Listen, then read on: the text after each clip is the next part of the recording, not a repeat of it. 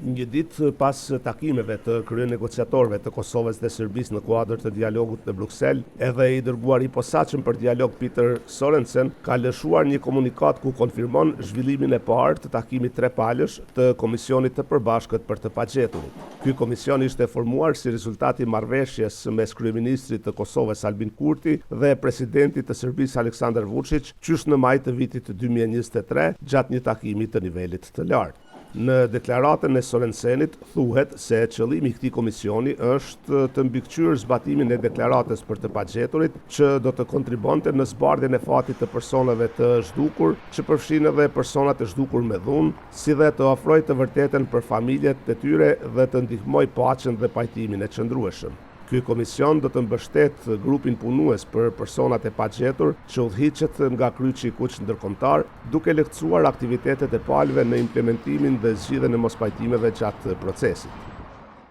Facilituesi i BE-s, Kosova, Serbia dhe Kryqi i Kuq ndërkombëtar mund t'i drejtohen komisionit me çfarëdo pyetje lidhur me implementimin, aplikimin apo interpretimin e deklaratës. Bashkimi Evropian ka pritje të mëdha nga Komisioni i Përbashkët për të dhënë kontribut në zbardhjen e fatit të personave të zhdukur dhe për të ndihmuar në mbylljen e një kapitulli të dhimbshëm për familjet të cilat kanë pritur aq gjatë për përgjigje.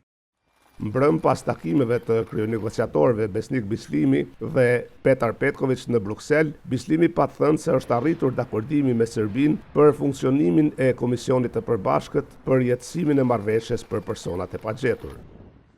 Tani kam betë që në javët e ardhshme të takohen zëvendësët tonë dhe të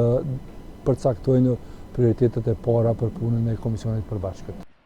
Takimet gjatën më shumë se 6 orë gjithsej dhe Bashkimi Evropian e sheh edhe këtë takim si dëshmi se procesi i dialogut po vazhdon përkundër ngecjeve dhe mungesës së progresit i cili është shënuar gjatë vitit të kaluar. Për KTV-n nga Brukseli, Augustin Palokaj.